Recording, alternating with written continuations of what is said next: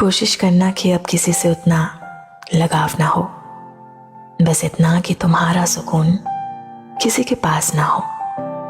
ऐसा नहीं कि तुम्हारे दिल में किसी के लिए कोई भाव ना हो, बस इतना कि उस भाव से तुम्हारा बिखराव ना हो। क्योंकि खुद को चाहते हुए भी दूसरों से प्यार किया जा सकता है, किसी के साथ चल के भी खुद का सफर जिया जा सकता है। रिश्तों को बस बहने दो, जो तुम्हारा है तुम्हारे साथ रहेगा, जिसे पकड़ कर रखना पड़े वो भला कब तक तुम्हारा रहेगा।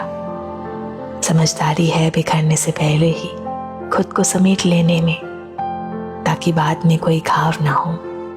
इसलिए कोशिश करना कि अब किसी से उतना लगाव ना हो।